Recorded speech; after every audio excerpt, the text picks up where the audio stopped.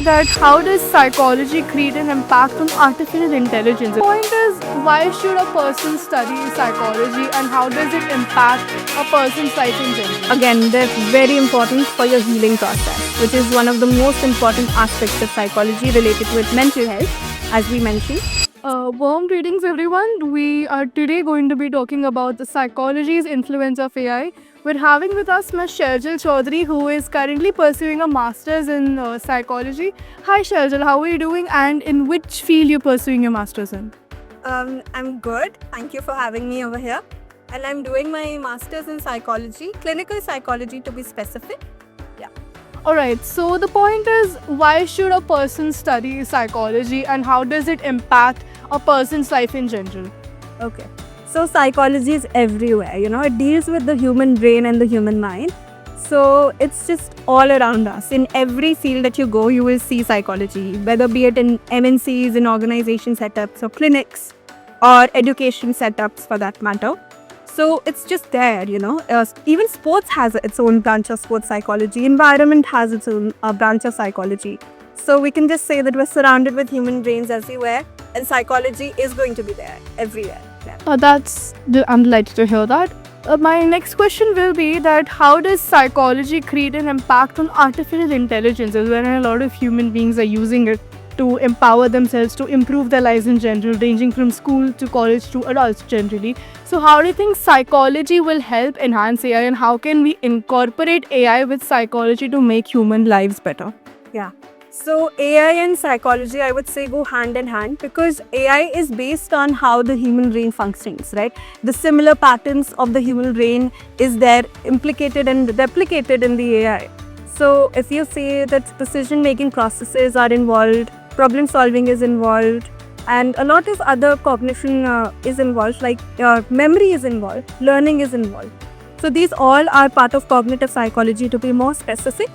So it's just all based on psychology, if I have to say, and it's always evolving. AI is evolving and it's learning, so new things are coming up. And AI, as I said, is going hand in hand with psychology, everlasting impact.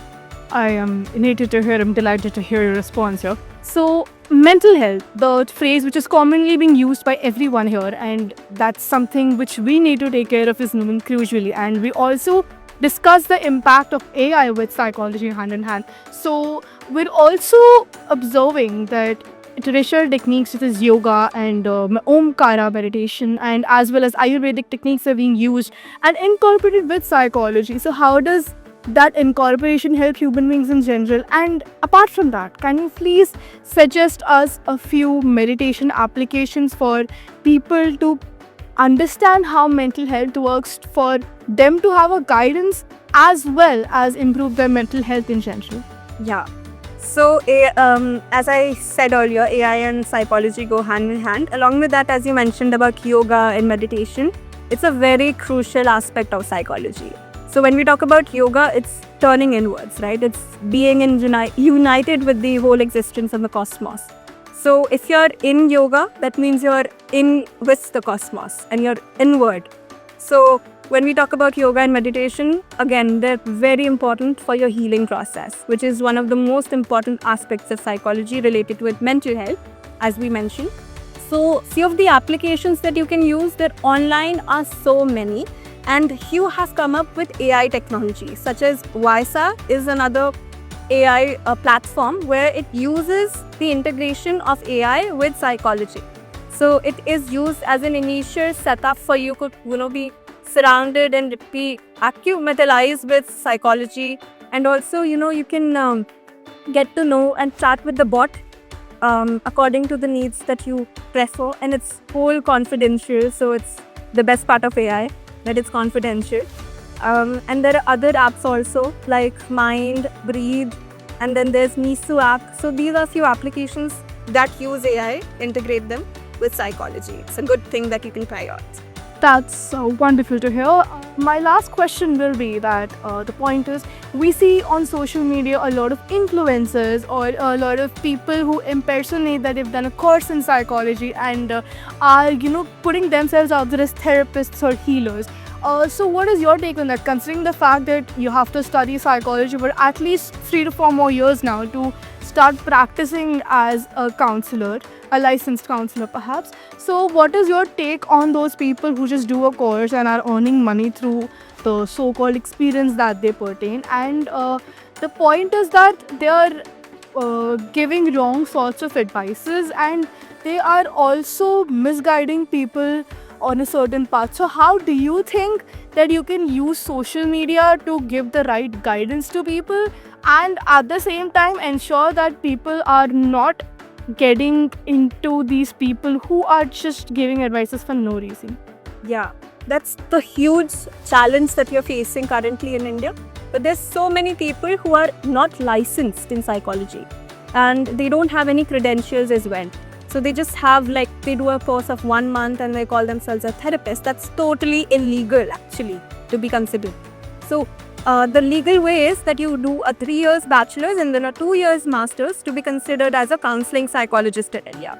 Further, if you want to be a clinical psychologist, we do an MPhil course, which is of another 2 years, which is licensed by RCI. Or you can do a PG diploma course for 1 year, which is again RCI licensed. So whenever you're seeking out help, especially mental health, seek out to mental health professionals who do have credentials, who do have licenses. That would be really beneficial for you to be aware as a citizen as to where you're seeking help from. A very valuable and valid person you should seek out to. Don't fall into the traps of social media. And there are a few things like in YouTube, you will see psychology facts, psychology says this, psychology says that, right? That is all false. That is not true. That's not backed by science or research. So don't fall into such traps, I would say to all of these viewers. And again, please look to the credentials thoroughly of people, especially the mental health professionals when you're seeking help. Right. That's a response that I personally was looking forward to hear. And I have another question in mind, that is, people generally want to uplift themselves in life, right? They are able to take care of themselves, but at the same time, just want to simply uplift themselves. So, do you suggest any books or novels wherein a person generally or a teenager can read for improvement or enlightenment in general? Yeah, there are few books. There's Think Fast and Think Slow. And then there's Inner Engineering by Sadhguru. A lot of other books like Autobiography of a Yogi. These are books that, could lead you to introspection. And once the process of introspection starts, you can think about something deeper as to all your things that has happened in your life and how they have impacted you. And then you are on the journey of self-healing. So that's wonderful to hear. Thank you for speaking to us, taking your time to guide us and provide such enlightening information. We look forward to have you in future episodes. Thank you everyone for taking the time out to listen to us. Like, share, subscribe, and provide valuable feedback in the comments, and have a great day ahead. Thank you everyone. Thank you for having me. Thank you.